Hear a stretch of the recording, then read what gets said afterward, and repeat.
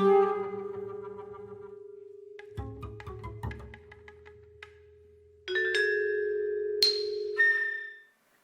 good afternoon, or rather, good evening. Um, I hope you've all been enjoying caves, dwellings, and vibrations so far. My name's Nicole Yip. I'm the chief curator here at Nottingham Contemporary, and I'm very excited to introduce this evening's screening of Bring Breath to the Death of Rocks from 2018, and even more excited to have filmmaker and writer Louis Henderson here with us to talk about the film. I suppose many of Louis' films can be described as documentary fictions that engage with subjects such as post-colonialism, history, politics, anthropology, really sort of rereading the past as something intimately entangled with the present. This film is no exception. So Bring Breath to the Death of Rocks is part of a long-standing engagement with the political history of Haiti. It is narrated by the ghost of Toussaint Louverture, who was a former slave in the French colony of Saint-Domingue, who later went on to lead the Haitian Revolution in 1791 to create the first free black state in the Americas. The film moves from the French National Archives, where the handwritten memoirs of Louverture are housed, to the frozen landscapes of the Jura Mountains in France, where Louverture was imprisoned and where those memoirs were actually written. And then, of course, we descend to the caves below after that. I won't say too much more about the film now because we'll be talking about it afterwards. But please do hold on to any thoughts or questions that may come to mind because we will be opening out the conversation to the audience as well. The film's about half an hour, and I hope you enjoy it. So thank you so much. It's really, really great to have you here with us, and thank you so much for sharing this film with us. I was thinking earlier, it's actually so nice to have a chance to be in conversation because I think, you know, the first time we spoke about the Haiti project was way back in 2015 at the BFI, when all of this was nothing more than an idea, a proposal. So I'm really, really happy that we've now had an occasion to present one of the works that has emerged from this. And I wondered if, you know, as a start, you could just situate what we've just seen within the arc of the sort of bigger Haiti project. Because it's a bit weird to I just realized watching it now, it's a bit odd to show just this part. Because this is really the first act of a film in 3 acts, which is called Ouvertures. So that's why at the beginning it said in those big Gothic script, Ouvertures, and then Act 1. And also because this act was shot in a very specific style. I made it 4 years ago, so watching it now, I find there's a very weird relation between text and image, voice and image, which gets resolved in the second and third acts of the film. So the kind of awkwardness of this section, I find, comes clearer when you see the second and third acts. So to show just one act is really weird. It was kind of a weird move. But the entire film is 132 minutes long. It's a feature film. And basically, so in 2013, I wrote a treatment for a film that originally was going to be called Let Us Die Rather Than Fail to Keep This Vow. And that's a quote from C.L.R. James's Black Jacobins, which is a book about the history of the Haitian Revolution. And what I wanted to do was to make a film that would begin in the Jura, where Toussaint Louverture was basically murdered by the French state. He was kind of starved to death and he froze in his cell. That was Napoleon's France after the revolution. And the film would begin there, and then it would travel to Haiti, where we would find a group of young theatre actors rehearsing a play by James. C.L.R. James wrote a play about Toussaint Louverture. and then the film would kind of continue from there. And so I proposed this project, like Nicole said, at this kind of pitching thing at BFI called On and For, which was in 2015, and that was how it was then. And then we managed to start making the film, and I went to Haiti, and I met a group of young actors, and we ended up creating this theatre and film collective called the Living and the Dead Ensemble. And what you hear at the beginning of this film, this French voice, or it's actually a Haitian voice speaking French, reading out this information about Toussaint Louverture, that's actually the beginning of the play that we did actually do. So we ended up not doing the play by C.L.R. James. We did a play by Edouard Glissant called Monsieur Toussaint, which you see in this film we just watched.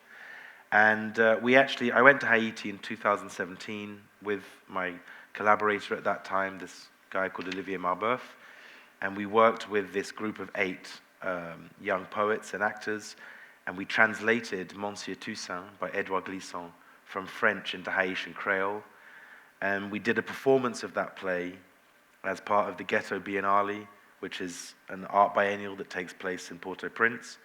We did a performance of that play in the cemetery, the National Cemetery, downtown Port-au-Prince, at dusk in December 2017. And then we kind of elaborated this fiction, this semi-fictional, improvised kind of ghost story, which we ended up kind of writing, adapting, and translating together as a group. So when the film project was eventually finished in 2019, so imagine I wrote the first idea in 2013, we finished it in 2019. By that point, I had realized that the film had been authored collectively, so we decided to sign the film under the name of the theatre collective, which is the Living and the Dead Ensemble. So that's how the film stands today, and we've been showing it in festivals and in art museums and things like that. And just this section we watch now, I feel that this was the only part that I authored, all on my own. So somehow it's almost like a kind of introductory piece that I've ripped off the whole work, and I've started showing it a bit more on its own. But now I start to reflect whether that's actually a good idea. Yeah. Maybe I should just commit people to watching 132 minutes. Why not? Yeah. I love the name of the group, the Living and the Dead Ensemble. Yeah.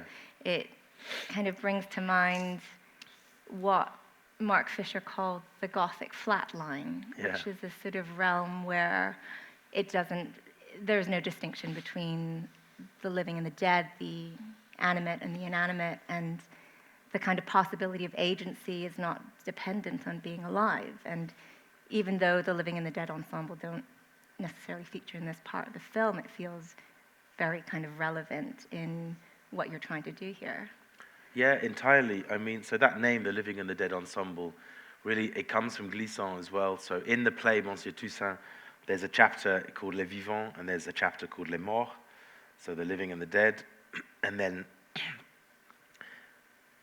this word ensemble, which obviously works for theatre. You have theatre ensembles and you have music ensembles, but also ensemble in French just means together, ensemble.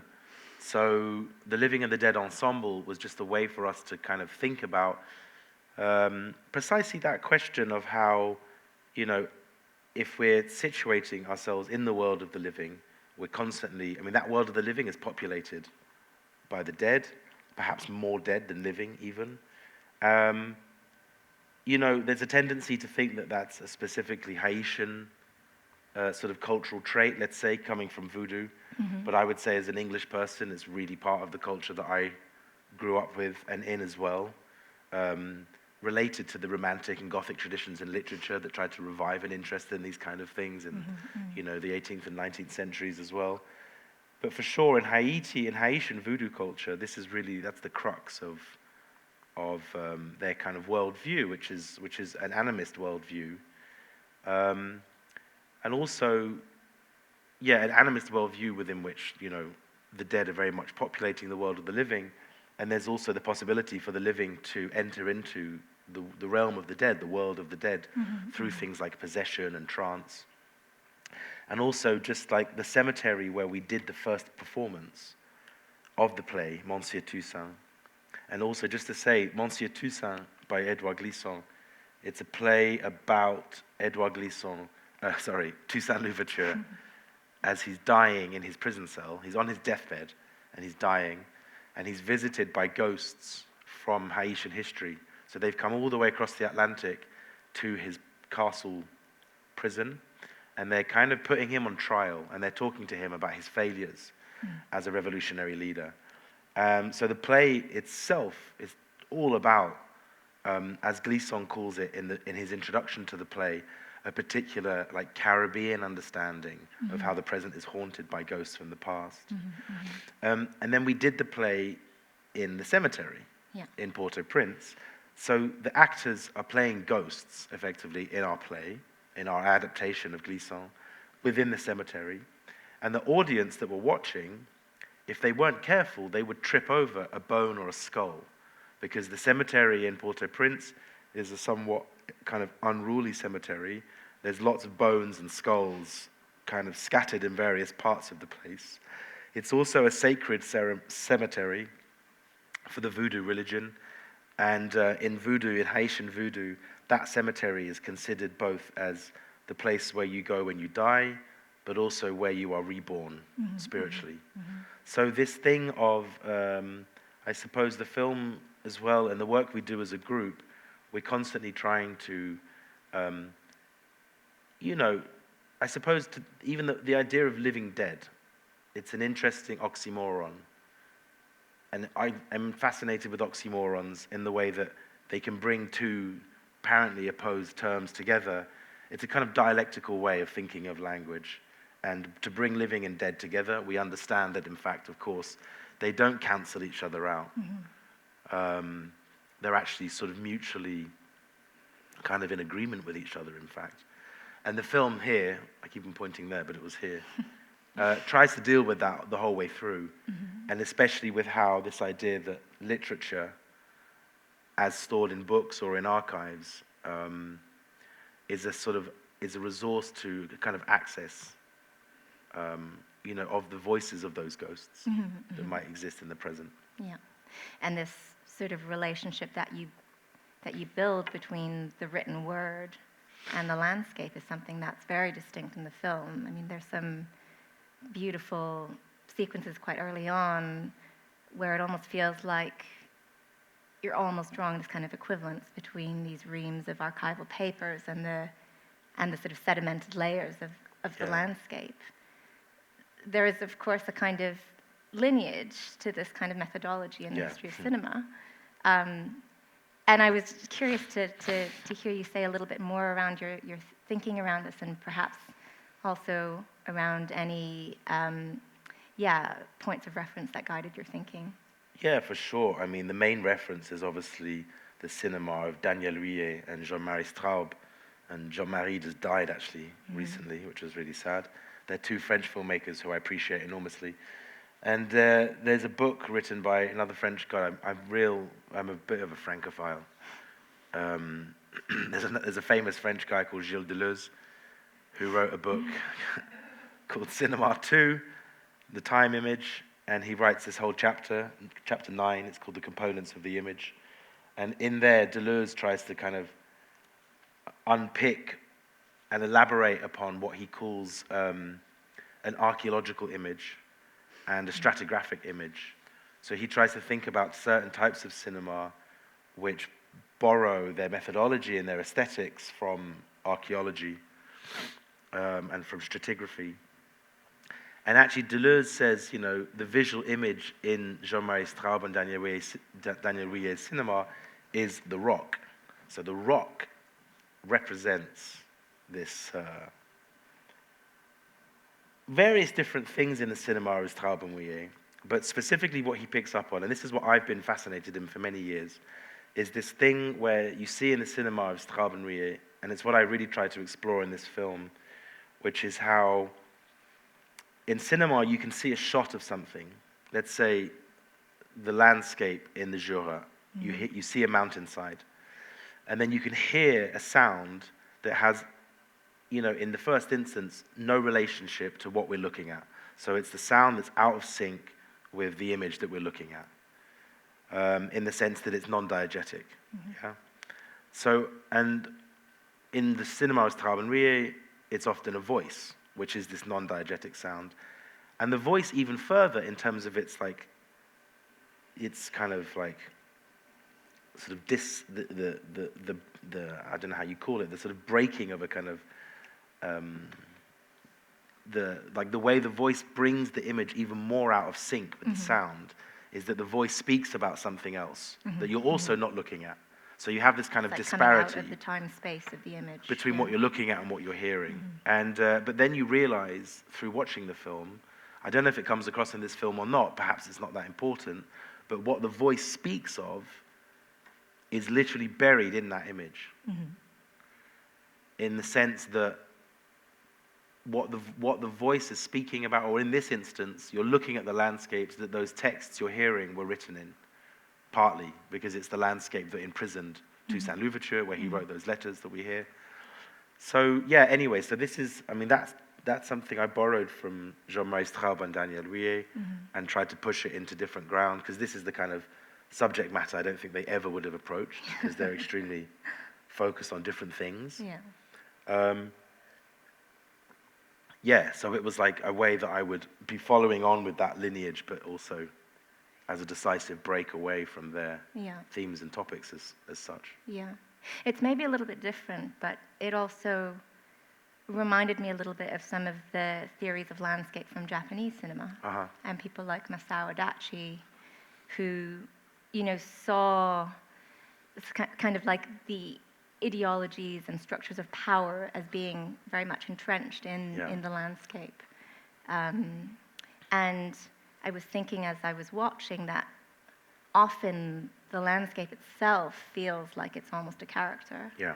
And this is kind of supported by, again, some beautiful lines in the film about the snow being a white jailer and the grave being snow on the body.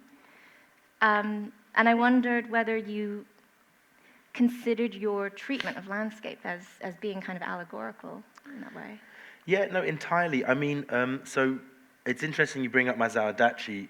I can definitely say that Masao Adachi was not an influence on this film particularly, but Masao Adachi and the whole landscape theory of cinema is something that has really influenced me. Like, it wasn't a direct reference when I was making this work, but it's something that's influenced many other films I've made, and it's something that's permanently present, I'd say, within all the work I do.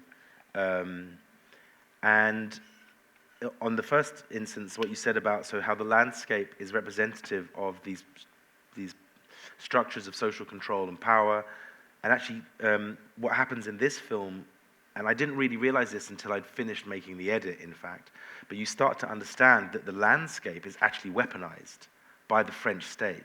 Because if you see where the castle is built, it's right up on this thing. It's impossible to escape.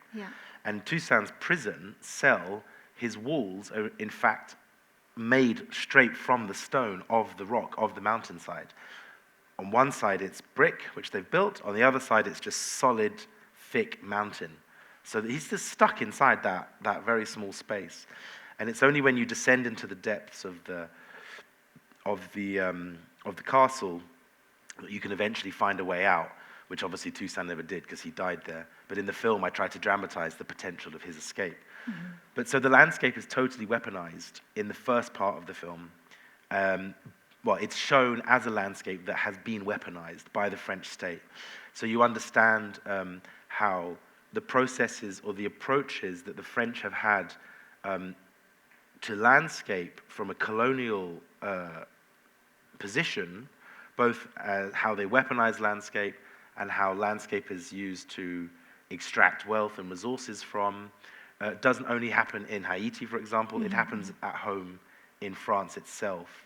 And you kind of get that with this understanding that this Haitian revolutionary figure died in that landscape, and he was never buried. They just threw his bones into an unmarked grave. So ever since then, there's been this question of the restitution of the remains of Toussaint Louverture. And I think it was during Sarkozy's reign as such that he offered some like bucketfuls of earth to the Haitians to say, like, well, here's like the earth where Toussaint died. And for the Haitians, it's not good enough. It's like, no, we need to know where the body is of this extremely important figure from history. So there's been a kind of a strange discussion around that. And then also, just to finish on that question, this idea of the landscape as a character is really important. In this instance, it's a character which is supposed to be somewhat sinister in the first part, and then as it melts, it then becomes something that aids, because the landscape in the film melts. It goes obviously from ice and rock to water, and then it's supposed to be something that aids the kind of movement and transport of this person. And then later, in the second and third acts of the film, which are shot entirely in Haiti, the landscape is an extremely important and present character. Because the sites that we filmed in for the rest of the film are all sites that were very important for the history of the Haitian Revolution. And if you're Haitian or into Haitian history, you know. And when you watch the film as a non-Haitian or a person not necessarily interested in Haiti, you don't really know. You look at the landscape, and you might figure something happened, but there's nothing in the film that indicates things really happened. But when we screen the film in Haiti or to Haitian audiences in Europe, it's always such a different exchange. And that's always quite exciting to witness. People really know. They're like, oh my God, it's the Grotte Marie-Jeanne, and oh, that's, Pont Rouge, and oh, this is the Caille Mystique, or all these different places. So for us, landscape became one of the key characters that could speak about history, basically, and how history is, haunting the present still. I guess coming back to this question of returns and hauntings, I had a question that was, I was rereading your contribution to the Contemporary Journal, which is our online publishing platform, on the train up. And in that text, you refer to Glissant's idea of the echo as a kind of spiral retelling. And, of course, in that text, you're talking about that in relation to the histories of music and labor and liberation. But I think it also connects here, right? This idea of the spiral. Yeah, no, definitely. And the film opens with... The film opens with a spiral, yeah. which is a spiral as a symbol for a specific understanding of history and time, also representative of an ammonite fossil as well, because that's just another fascination of mine. I'm fascinated with fossils because, again, this gets to this. There's a Guyanese writer who I'm doing my PhD on called Wilson Harris, and he writes about what he calls living fossils. Anyway, that's for another day. But I like this, again, oxymoron, the living fossil. It's a very beautiful idea. But the spiral retelling is an idea from Glissant. It's actually, again, it's in his introduction to Poetics of Relation, which is his book from 1990s. And he says that Poetics of Relation is a reconstituted echo or a spiral retelling of Caribbean Discourse, which is a book he wrote. Well, it's a collection of essays that was published in the 80s. And I found that really fascinating, how a writer could take a new project, a new work, and say from the outset, this is just a reconstituted echo of a previous work. So this means that I'm looking back to that work, and I'm rethinking it in the present, and I'm bringing it into the present time, reconsidering it, rewriting it, revisioning it, with the purpose of turning it into something new. That's for Glissant what he calls a spiral retelling. So it means to begin at a certain point, you go back to the past in order to then tell the future otherwise. And it's interesting, a spiral, when we look at it on a two-dimensional plane, looks like this kind of infinite repetition that just goes on and on and on. But if you if you flip it on its axis into a three-dimensional plane, a spiral actually just moves forwards. So a spiral is quite intriguing if you think about it as an evolution. It's a potentially infinite form, isn't it? It's an infinite form. It's what Wilson Harris calls infinite rehearsal. So Wilson Harris spent his life rewriting his previous novels, and he called them infinite rehearsals. And I think an infinite rehearsal is just a type of spiral retelling. I also think it's what Sylvia Wynter calls the autopoetic overturn. I think in Caribbean literature and philosophy, this comes up again and again and again, with people taking their pre-existing works and rewriting them. And the way it relates to the film, anyway, is that Glissant saw his play, Monsieur Toussaint, as he called it a prophetic vision of the past. And he was writing about the Haitian Revolution as a way to try and project into the future how he might think a Caribbean politics could become, possible. If there was a way to go back to the past and to rescue from the past some elements, some political strategies that he felt had not been kind of explored fully.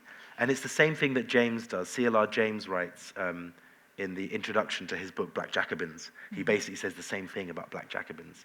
He's like, Black Jacobins is, I'm writing about the Haitian Revolution of 1791 to speak about the potential of decolonization on the African continent in the 1930s, after Ethiopia, basically. Yeah. We're here to talk about caves, so I feel know, like sorry, need we to didn't ask talk a once question about caves yet. Too much about. And maybe this is jumping around a bit, but maybe coming back to this idea of landscapes as characters. Can you maybe talk a little bit about how you were thinking about the role of the cave in this film? Yeah, so actually yesterday Catherine Youssef said this great thing, which is about how if you, she was describing about looking into the underground to try and understand how that has produced in terms of the extraction of wealth and resources builds what is existing like overground, like above ground. So how you can have a city, let's say, and that city has been built off the back of, the riches made from mining, for example. Yeah. And that underneath is this underground, and that the underground is, for her anyway, in the work she's doing, is a space that's based on kind of racialized divisions of labor, especially in America, for example. Yeah. Racialized divisions of labor through which, like I said, resources were being extracted from the earth and from people, from human bodies. So in this instance, what I was keen to try and look into was how you have, I wasn't thinking about Catherine Youssef because she just said that yesterday to me, or to us, but this was at that time thinking about how you have this weaponized landscape above ground, and then what it would mean to go and look, into the kind of inverted landscape as such. And when you get down to those caves, so those are literally the caves just there. The castle is in the Jura in France, and the caves are just next door in Switzerland. They're called Les Grottes de Valorbe, but it's literally exactly the same landscape, but just sort of reversed somehow. And you understand that underneath there, you get to see quite clearly how that area, that part of France, many, many, many years ago, had previously been an ocean, had been this tropical ocean that then essentially becomes fossilized. So what you have under the ground and above ground, in that strata, in that stratigraphy that we're looking at in the film, it's a fossilized Jurassic Ocean. So there's something that comes up in Glissant's book. He tries to present the castle on that mountainside as if it's a slave ship floating in the sea. Wow. And that's why he says in the book, and you see in the beginning of the film, my friend Jeff Day in the archive, he's reading the book, and he says, or the voiceover says, Je traverserai la mer dans l'autre sens. I will cross the sea in the other direction. So it's this idea of the escape from that ship, and then the journey across the ocean. And he says, dans l'autre sens, so back the other way, meaning back to Haiti.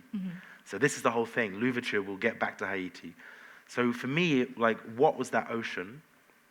When you look at the landscape, there's evidently no ocean. There's waterfalls and rivers, but those waterfalls and rivers seep underground.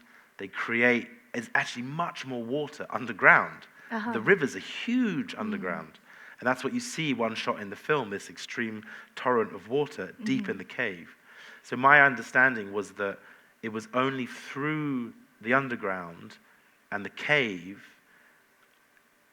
with this understanding of it as a kind of inverted, fossilized ocean, that Louverture's ghost would eventually be able to seep out of the French landscape and make his way to Haiti.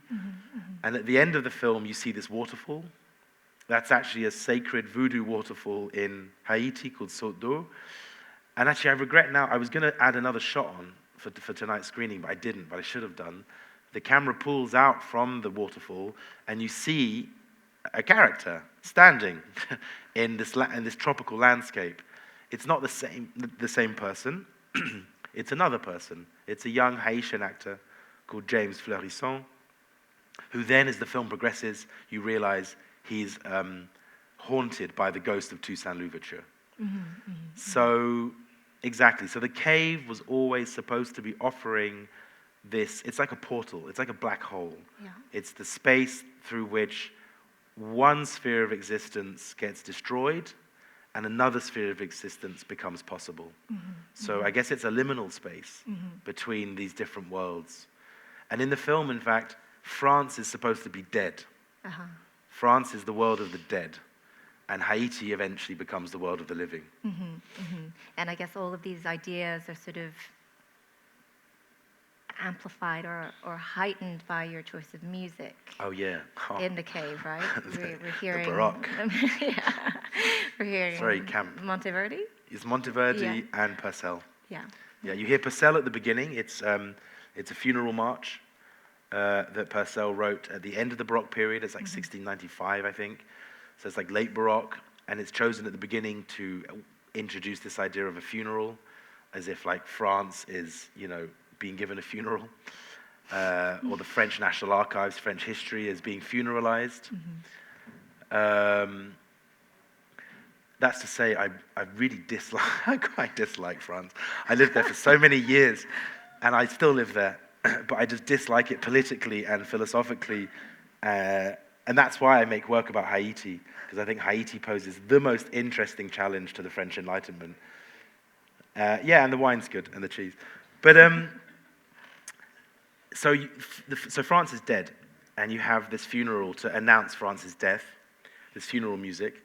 And then later, when we have this kind of supposed to be like erotic, slightly camp scene in the cave where Jeff Day is like massaging or masturbating the cave edges, and then he enters this hole. It's all loaded with sexual imagery, but also entering the hole, it's almost like he's entering into like death and rebirth.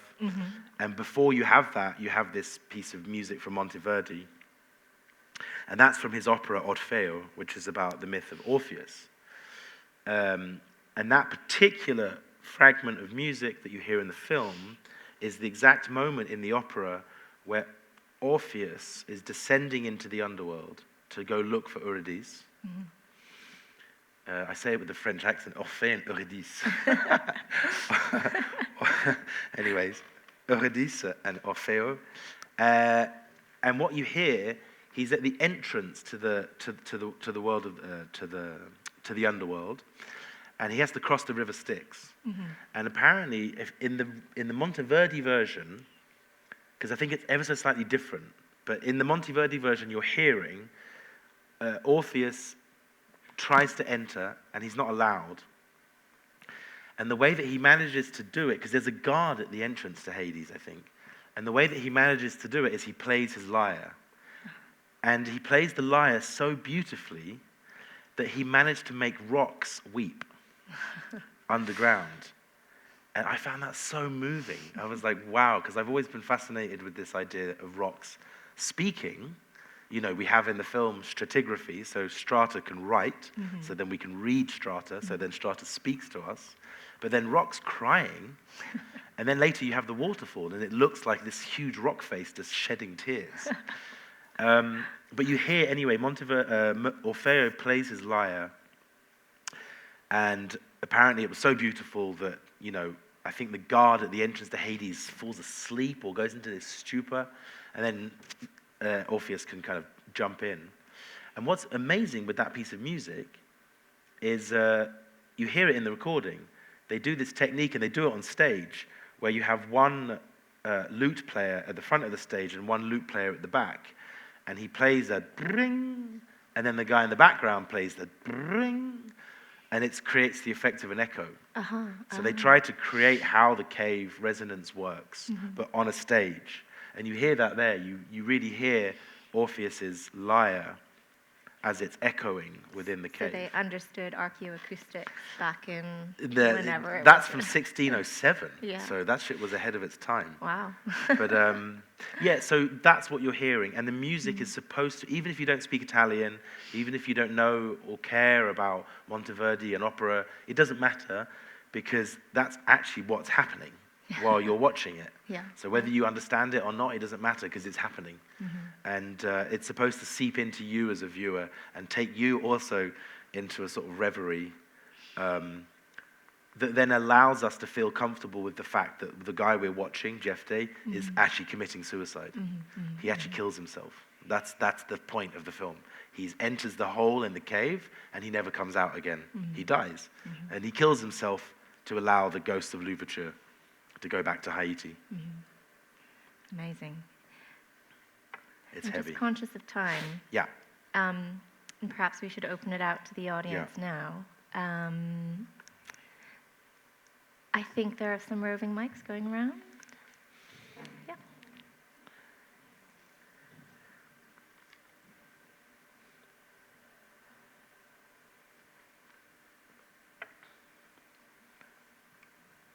Okay, people ask. Hello. That was, I don't know if this is working. Oh, Yeah. that was absolutely brilliant. Thank you so much to watch the film, to experience the film, and then hear you both in conversation. And I wanted to ask questions as well about sound, and then I realised when you mentioned the cemetery that what I think I'm thinking of is something about sound and heterotopias and the kind of spaces that become kind of pluralised in really complex ways through time and space, and kind of confuse, I guess, different states of being, different atmospherics. And maybe a way into this was how we were talking before, Louis, and you told me about the whale voice that was in the film. And I thought it's so extraordinary the way sound helps describe space in other ways. So all of a sudden we have this vision of a space, but the sound is also doing this kind of work of, I guess what I'm going towards is like the heterotopia or the pluralization of space, the confusion of it. But that also it's very particularly chosen by you. So we move, for example, through this kind of once underwater world to the space of the opera, to the space of the funeral march or the heraldic. And I just wondered if you could speak to that a bit more as this kind of confusion. You called it, I think, dialectic, or you were speaking to that a bit about the voice that also confuses space.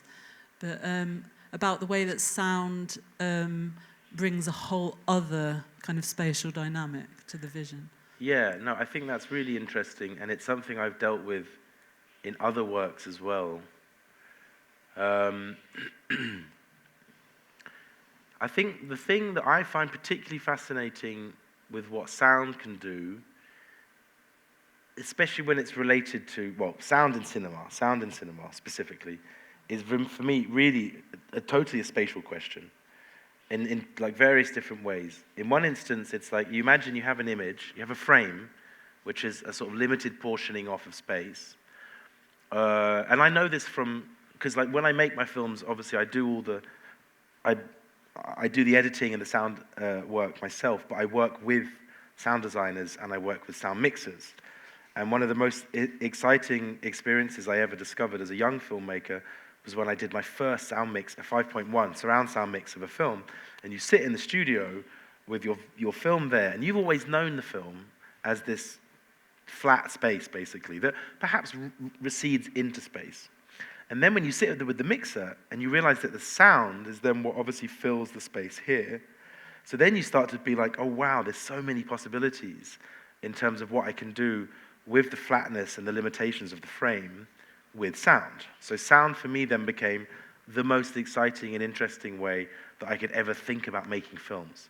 So I shoot the films myself, because I'm a photographer. That's where I really started making films, was from images. But then it was from discovering sound that I realized that you can build this this whole kind of arc of narrative that supersedes the frame itself. So that's like the experience, the narrative experience of a film within the space of its confinement as a projection, let's say. But the other way that I find it fascinating, and that's what I try to do here, is not just narrative that gets added to. It's a bit like how Godard used to use music in his films. He would only ever use music if it gave an extra or triple or quadrupled layering to the narrative. But what I'm interested in too is how it can bring history into that space. So I wrote about this in another article that I did called Evidence of Things Unseen But Heard, which was an article I wrote for a book about riots, and I wrote about the film Hands with Songs by the Black Audio Film Collective. And I'll give you quite a concrete example of what Black Audio Film Collective do. They show the funeral of a woman called Cynthia Jarrett, who was murdered by the police in Brixton in the 1980s. In Tottenham, sorry. In Tottenham. And they show her funeral, and they show the funeral hearses going down the road in London.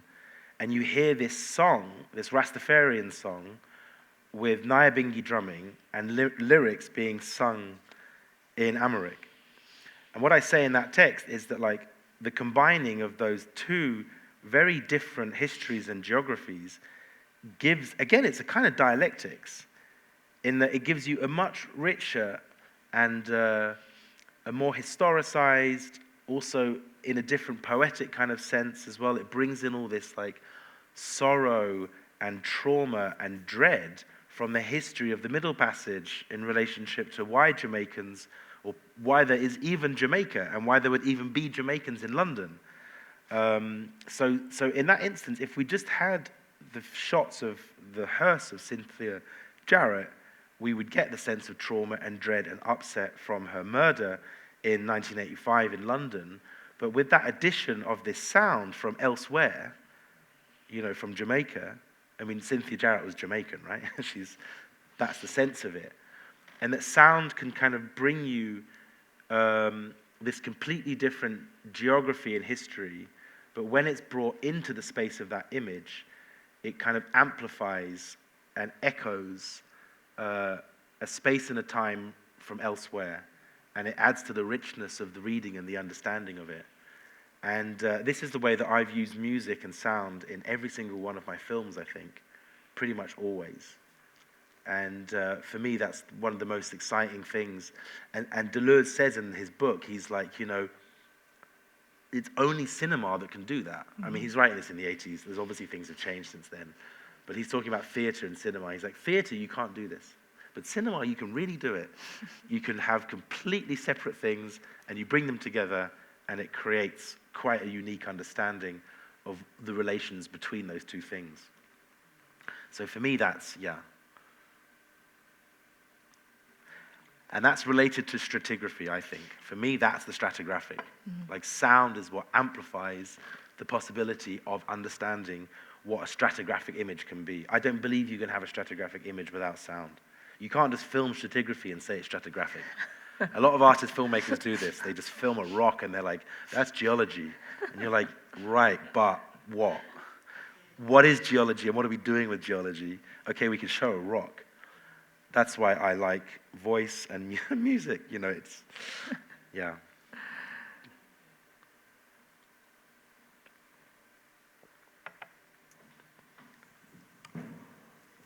And sorry, we really didn't talk about caves. So if you came to caves tonight, you got shortchanged. Hi. Hiya. I just want to ask quickly, I really, really, really liked all of it. I have lots of questions, but particularly the 3D animated water and what compelled you to use that, because it was really beautiful, especially the moment within the film. But yeah, just elaborate. Thank you. That's a nice question. Yeah, the 3D animation at the end, Someone asked me the same question. I did a screening of this film the other day, and I could talk for hours, but I won't talk too much, sorry. But I could talk so much about that little, 30-second chunk of CGI. That's also just my sort of fetish for CGI. I use CGI in a lot of films because it's just, you can do a lot with it. It's very malleable. CGI is really, it's a bit like working with clay. You know, like the first part of the film is shot in 16mm, which is really kind of like sculpting in marble, to be honest. It's such a fucking pain in the ass. It's really difficult, and it's like troublesome. But CGI is really just like smashing stuff together with clay. It's such a nice medium to use. It's much less precious in that respect, and it's cheaper in some ways than film anyway. So the film is, it kind of goes from marble to like clay, perhaps. Just still thinking of geological metaphors. Well, that's not a metaphor, but basically what that section is supposed to be is the way through, again, narrative, we can start to understand, perhaps, how this ghost can travel from that frozen landscape in France into the ocean, across to the country of Haiti, which is on the other side of the Atlantic. So it's somewhat representative of the Middle Passage, the Middle Passage being the journey that ships took with enslaved people from the continent of Africa to the Americas. It's not representative of that exact journey, but it's representative of that movement across because he says, I will cross the seas in the other way. So it's a question of crossing the Atlantic. But what you see is a CGI ocean. So that's a digital structure that's representing the shape of an ocean. It's not an actual ocean. And it's overlaid with a scan of 16mm grain. That's why you get all this fuzziness. That's just like a piece of blue leader, like a strip of blue film that my cinematographer just scanned for me. Because I said to her, I just need a blue grain. And she produced this blue grain, which I overlaid on top of, just as a layer in the CGI program, in that structure. So what you're supposed to have is also, in very material sense, a kind of like amalgam of the two like media that I'm using to make that film, which is celluloid and digital like imagery. So that thing, that object that I made, it's a bit like a sculptural kind of object in the film that's, supposed to be this meeting point of these two media, because the film goes from 16mm and the rest of the film is in HD. So the CGI moment was supposed to be like the possibility of them melting into each other to create this kind of bastardized object, which sort of, I don't know if that's the right word, bastardized, but Frankenstein kind of, mashing together of different things that then regurgitates this kind of space. And also at the same time, and I never thought about this that much at the beginning, but then it became clearer and clearer that it looks like the mountains have become liquid. So the mountains look like they've become the ocean. And then that gets back to all these ideas that the landscape that we filmed in, the Jura, is quite literally a petrified ocean. And petrified's a good word because it's a prison. And I'm petrified when I go to prisons. I would literally turn to stone in a prison. It's fucking awful. Prisons are the worst spaces I think we can imagine. One of the worst spaces we can imagine. That's why I made this film. It's about a prison and about the escape from prisons and the abolishment of prisons in some respects, and how prisons are death and outside of them there's life. And that landscape has become a prison for this character. And then through that CGI amalgam, it melts, it becomes liquid, and then liquid, the ocean is a medium of transportation, we understand. And that's what happens, that's what's supposed to happen. And initially I made it actually as an installation. It was a 15-minute loop. You could go in and just watch this like thing. But 15 minutes was a bit gratuitous to put in a feature film. So it became just that short fragment. Yeah. Great. I think we have time for one more question.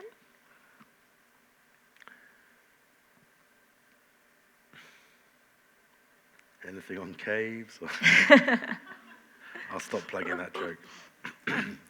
Just to pick up on the CGI ocean, its sense of being a sort of epidermis or epidural felt so attached to the drumming and percussivity that anticipates image, I think, and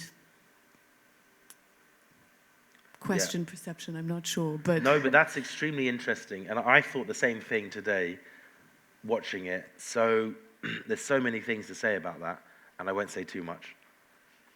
But one thing I forgot to mention, and this is good for the cave fans, in the feature film, Ouvertures, which you will eventually watch one day, I trust, the film ends in a cave. So the film begins in a cave where Jephte, my poor friend, kills himself by climbing into this womb, basically. And then the film ends. So that's like, in the beginning, there's an individual, one guy, and he kills himself for the sake of the grand good, which is the revolution, which is Haiti. And then the end of the film, you have 8 young Haitians walking in a cave in Haiti. And that's a sacred voodoo cave called Grotte Marie-Jeanne, where the indigenous so-called Taínos of the island hid from the Spanish colonizers. It's also where people that were running away from slavery hid, so the Maroons in English, would run away, and it's considered in the voodoo culture as one of the kind of birthplaces of the voodoo religion, because it's a meeting point between the Maroon enslaved Africans and the indigenous from the island. So we filmed in Grotte Marie-Jeanne, and at one of the moments you hear drumming again. But what you hear is the drumming of the cave. Because when we went to the Grotte Marie-Jeanne, the guide that took us down into the deepest level that we could possibly visit showed us, I was explaining this earlier, these beautiful seams of limestone that look like waves, and they have the most incredible tones, and they can be drummed. So he was telling us that apparently those caves, I mean, this is in Haitian folklore. So in Haitian musical traditions, you get lots of different rhythms with different names that have stemmed from, obviously, African diasporic music traditions that came across, unfortunately, because of slavery. And the different rhythms communicate different messages. And those rhythms, he claimed, would be drummed onto the very surfaces of the cave. And that would be a form of communication to people in other parts. And when you feel that, you're like, the cave is a membrane. It's skin. The surface of the interior of the cave is like a skin, which can be drummed. And that's what I felt when I first ever visited the caves in Switzerland, Les Grottes de Valorbe. And you spoke about this humidity, this constant liquidification of rock to water. And when you're inside, deep inside a cave, I remember having this hallucination. I was like, I'm in the belly of a fucking beast. I felt like I'd been swallowed by the whale, you know? I was like inside the mountain. And inside the mountain, you feel the blood and the mucus and the sweat. I was like, Jesus, this is like a living thing. Or it's not blood and sweat and mucus. It's other types of molecules and different things. And then going to Haiti, to that cave, and seeing that guy drum the surface, I was like, God, again, it's skin. It's the membrane that, that keeps all of this stuff in. And, and it was beautiful to experience how the cave could be drummed, basically. And that was such an amazing thing to hear. In the film, it's only a very short passage. It doesn't really come across as magnificent as it was in real life. But I guess that's one of the downfalls of cinema. But yeah, anyways, and then so the blue thing, the blue CGI thing, I think you're quite right to say, it kind of looks like that thing. And just one way to finish quickly is like also this idea of the skin and the membrane is quite beautiful. I mean, this goes off on a complete different tangent. But there's like I don't know if anyone's a fan of this writer, Nathaniel Mackey, who's a great writer. He wrote a book, which I'm really a big fan of, called The Bedouin Horn Book. And in that book, he talks about the drumming of of goat skins, and how you would take a goat, you sacrifice the goat, you'd stretch the goat's skin over a drum, and you beat the drum, and every time the drum is beaten, that goat, is animated into being, like through the ritual and through the drumming. The skin of that goat holds within itself something of the life of the goat before it was killed. And that's what we felt like when we heard the drumming of that cave. It was hallucinatory in the sense that you then suddenly realize how inhabited that cave is with all the ghosts of all the people that passed through and died there. And that's what we have at the end of the film. So which you haven't seen, but you will see. The end of the film is so populated with death, and it's only possible through the cave. It's that place of death.